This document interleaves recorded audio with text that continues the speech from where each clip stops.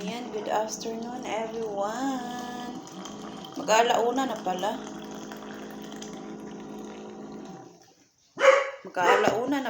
Kaya pala nagutom ako. Di pa ako tapos maglinis. Wala palang pamahiin dito sa sa bahay namin. Kaya tuloy ang linisan. Kayo, anong pinto nyo sa sa bagong taon? Dito pwede ka maligo, pwede ka maglinis. Lang, same lang sa normal days. Umalis pala. Hinatid lang kami ng amo namin.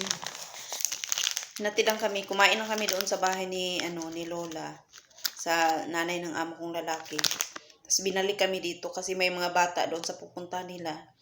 Hindi pwede yung dalawa. So, kailangan dito kami sa bahay.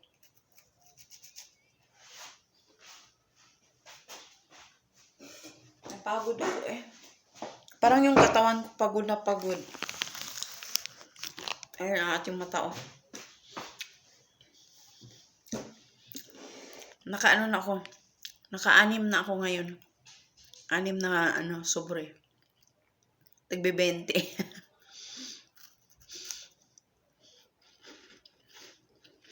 Pwede may pangbili na ako ng kape. Napagod ako. Anong oras na kami natapos kagabi? Mga 11 na ata. Tapos natulog ako mga 12 na. 12 mahigit. Kasi naririnig ko pa yung mga putukan.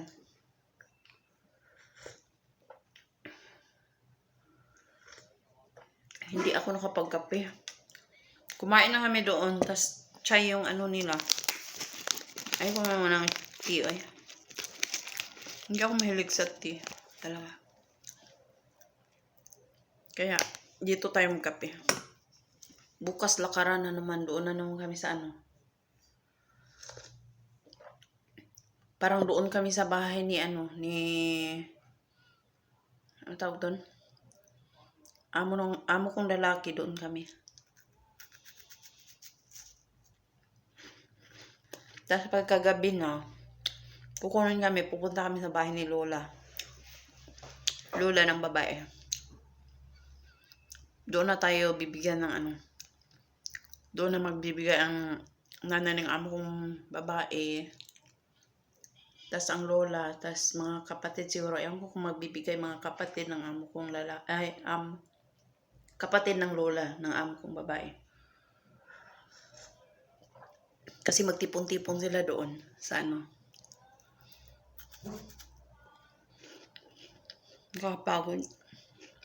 Nakakapagod pala pa ganito Pero okay lang siya kasi dito sa bahay walang bisita. Mas nakakapagod yun. Ningeng.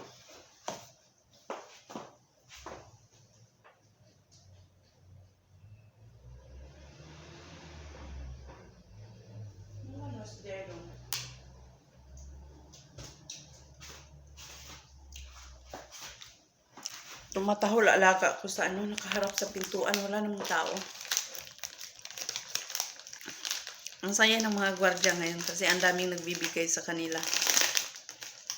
Kada labas ng sasakyan or mayroong naglalakad, bibigyan sila.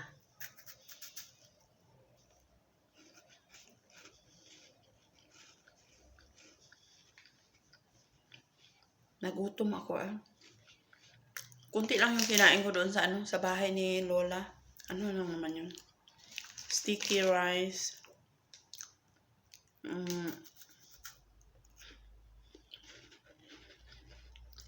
Carrot cake. Ano pa yun? Yung parang, siya, malagkit na, parang bibingka, pero siya, ng giniling Lagyan ng niyog. Niyog. Naantok ako Gusto kong matulog, pero yung alaga ko maingay.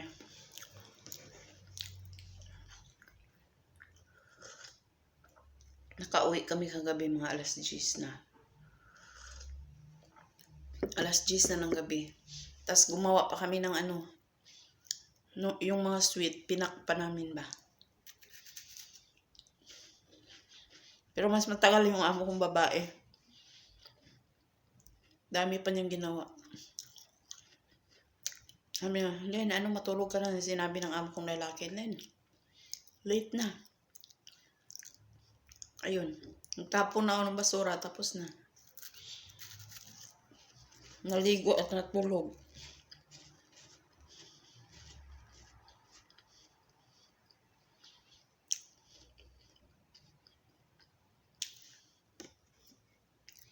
Hanggang bukas pa. Hanggang Lunes. Martes. Ay, hanggang Martes pa pala. Pero Martes siguro parang magre-rest na yan sila.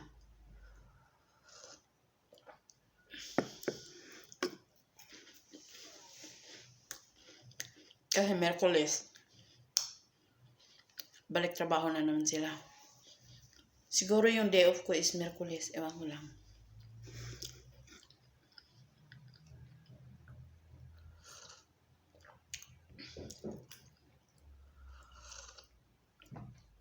Gusto ko mag-day off, tas matulog ba?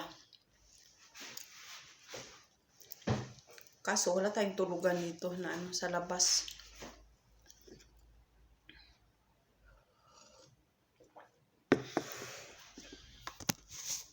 Nagutom pa rin ako. Gusto ko pang kumain ng biscuit. Naubos na ang biscuit ko. Ubusin natin yung biscuit natin. Ay. Ayan, see you again mamaya. Kakain muna ako. Napagod talaga ako eh. Matulog. Sinarado ko yung ano namin, yung bintana.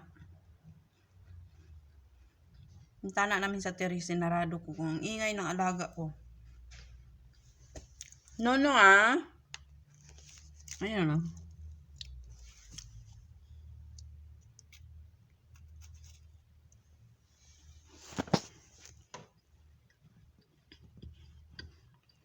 Parang yung katawan ko ay bumagsak siya. Pagod na pagod. Nanibago ako sa ano ba? Anong oras na natulog? Pero ano naman ako nagising? 7:30 ako nagising.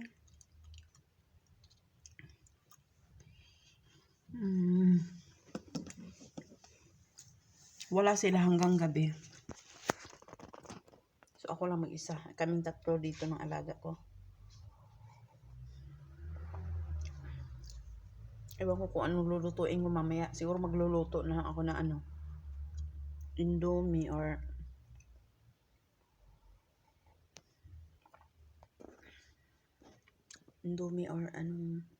ano pang maluluto ko dyan.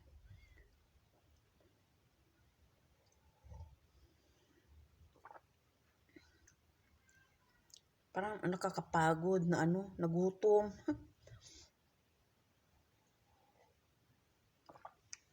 Sana uminit ng ano, malakas uminit siya. Biglang uminit sa labas. Ayan. Mainit na siya. Maglalabas siguro ako ng mga damit. Ayan, thank you so much for watching guys. Ako ay magkukuskus muna ng mga kapaligiran. Kasi walang bawal dito sa atin. Kailangan natin maglinis daw araw-araw. Kailangan natin maligo araw-araw. Ayan.